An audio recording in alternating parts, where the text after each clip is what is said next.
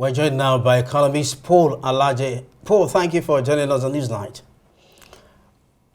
8.6 billion. Thank you very much for having me. Thank you. Now, you heard that report and you can tell what's on the ground. Now, I thought I was doing well in mathematics, but make me understand, because it's like my maths is failing me. We want to borrow as a nation to fund our lifestyle, a difficult one at that, occasioned by the removal of fuel subsidy. Talk to us about the logic behind this arithmetic. Well, I think it's important we have a robust conversation around this borrowing. And my intro has always been that borrowing could be good or bad, depending on the position of the country and what the money is spent on. First, when you talk about borrowing, we want to know on what are we spending this money. Is it on capital expenditure or recurrent expenditure?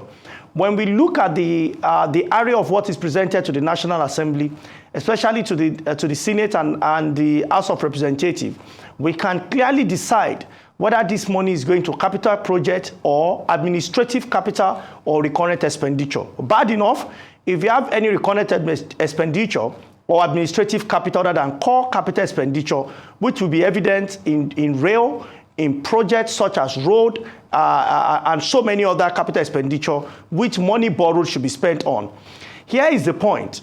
When we talk about borrowing, and what we have done, I saw your report. I remembered I spoke with one of your correspondents about 6 months ago. You know, it's about 11 months now, because that was in January. And I said by the end of this year, Nigeria would have done over 70 trillion naira. My forecast was even below estimate, even though the anchor did not believe. Today, we have done over $80 billion in borrowings. What does that mean? Convert that using official exchange rate, then you will know what it means in the real sense of it. The argument has been that what is debt to GDP?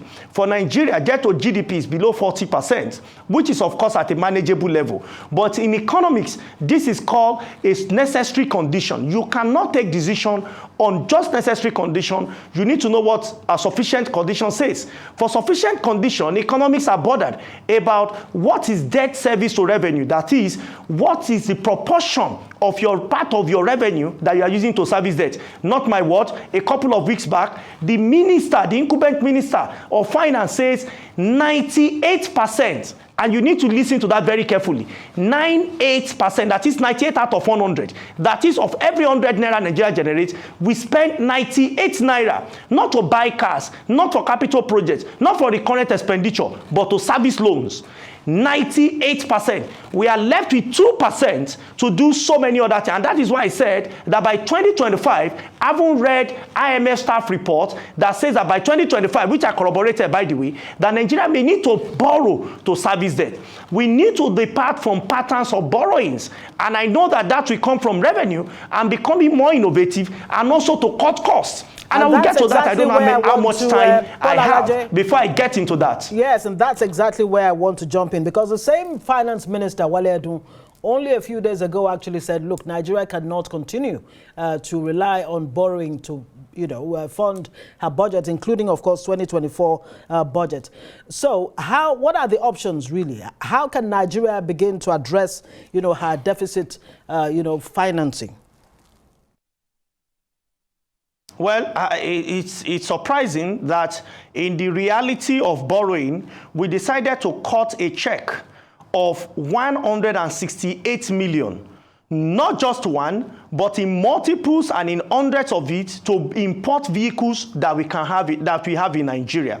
That we can even have a payment structure for a local producer. But because we say it is constituency, it's for official reasons, I think for official reasons, those that are legislature should even be talking about buses, not having exotic cars, because I believe each of them can afford those vehicles. So if we truly love Nigeria at this critical moment, we should not put our finances under pressure, because it's already under pressure. That's one. Two, so to elaborate on one, cutting costs for executive and for legislature, especially those two arms of government. We need to do a drastic review and spend only on necessity. This is what Nigerians are taking as decision. If you want to go and visit a friend, that is not necessary. You will not need to be cajoled in not to go. It is the cost of transport that will tell you not to go. Secondly, the important thing is. Right. I mean, these points have actually been made over and over again. The argument the president is making, and we also heard from the president of the Senate there, Godswill Akpabio, said, look, Nigeria has a huge infrastructure deficit. In fact, some say in the next 30 years, Nigeria needs about 100 billion to 150 billion annually to, close the infrastructure gap. So, correct, we need over 100 billion to close infrastructural gap. But how will it come? Are we going to borrow that 100 billion infrastructure gap and borrow money to service that 100 billion infrastructure? That is, of course, a journey of no return. How do we cut costs, number one? Number two, how do we generate more revenue? And this revenue will not come from traditional tax regime. It will come from innovative way of getting revenue from this economy. This economy has a GDP without rebasing, as we are now, a GDP of close to $500 billion.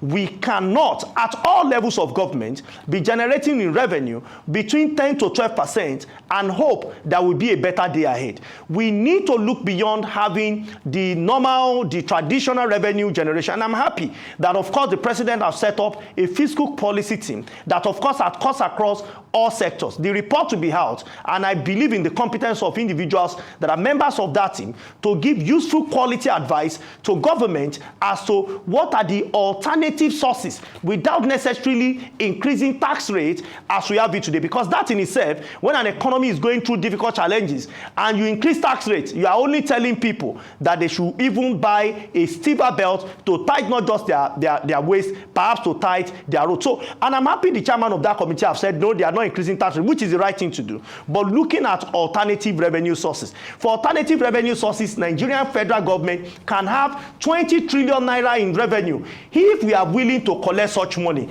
And for subnationals, I'm talking about state and the FCT, they can add a minimum of 25 to 30 trillion naira in revenue. This is what our energy should be channeled on. And all this revenue, 100%, not should go to recorded expenditure, not should go into political servicing, it should go directly into capital expenditure to bring our people out of poverty, deprivation, and penury.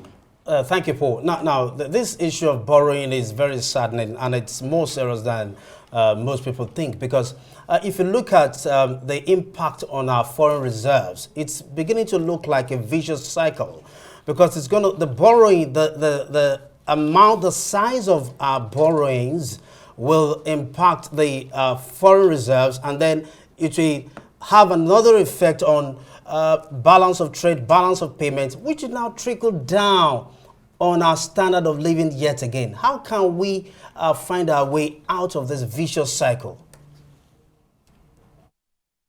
Well, I'll tell you, perhaps one of the benefits of foreign loans is that when it comes for Nigeria that is challenged with hard currency, such money goes to CBN. CBN now stays in a better position, although not in the real sense, stays in better position to defend the naira if that must be done. So these have been the reason why central bank as an organization over the years have always supported government in borrowing hard currency, because it will boost their foreign reserve, then release naira equivalent to government. So it's important we put that in the mix to play the devil's advocate. But at the end of the day, the real cost of borrowing is that we are borrowed in hard currency, we have to pay back in hard currency. I completed a research where I investigated the relationship between the effect of foreign debt on the economy of Nigeria. And I can tell you that having run analysis and using so many econometrics method, 87% negative impact. It has 87% negative impact on this economy. Now, here is what you should believe, which is where economy anchors argument on borrowing. Economy will say, what is the impact of loan? We expect that 10% of impact should be directly on the economy, and it should even be more for developing country. But what we have seen is that the economy over the last 10 years had hardly grown by 2%, but our borrowings has grown by over 25%. Therefore, there are still leakages even in the money borrowed. That is, there are money that are borrowed that rather than impacting the economy directly, have gone to individual pockets or people's bank account rather than impacting the economy to grow. So I am hopeful that the new administration will take a different turn from what we have seen perhaps in the last 8 to 10 years in our economy. Very quickly, before we let you go, Paul Alaje, how hopeful are you that the budget assumptions for 2024 will actually deliver on the promise? And of course, we heard from Wale Edun saying, look, for Nigeria to fund her budget appropriately, you need to spend on infrastructure. Do you agree with that position? Well, I agree with Mr. Wale Edun 100%. Spending on infrastructure is the way to go. What Mr. Wale Edun must also guarantee is how will this money come at zero cost to Nigeria. Unfortunately, it appears from the body language of government that this will come at some cost to government. Returns will come in hard currency. Naira is susceptible to devaluation. All of these are the payments that perhaps not children unborn, children that are already born in the next 5 to 10 years, we have to pay as soon as they leave university. They will have to pay back because of decisions we are taking today. So the parameters, I've seen what exchange rate assumption is at about between 700 or 800. But when you look at what exchange rate today is today at official window, are we truly saying that that is what we have? Estimate in terms of what we can get in crude oil. You know, how can we stop those who are stealing our crude so that the benefits can go directly to us as an economy and we can be liberated in terms of our economy. And at the end of the day, we will be proud to be Nigerians. Many more conversations to come, maybe in the coming period. No Eventually, doubt. when the president lays that budget, of course, anything can change overnight. Right. But let's really see what is presented. Then at that time, we can have a robust conversation on the budget and see what the way for. You interviewed me, I remember, when President Buhari presented his last budget. Yeah. And I mentioned to you that that budget will not achieve much, not because I hope for it. And even the gentleman that joined us from another location said the same thing. Today, we have seen what has 2023 budget achieved for us as an economy. We are even applied for supplementary budget in spite of the huge amount of money that government voted in it, because they said when the foundation be destroyed, what shall the righteous do? Economic fundamental must come first and economic transformation must follow next. If not, it will become economic voodoo, which of course we hope that will not continue in our country as we have it today. Paul Alaje, it's a good place to leave it. Paul Alaje, of course, is an economist. Thank you so much for joining us on Newsnight tonight.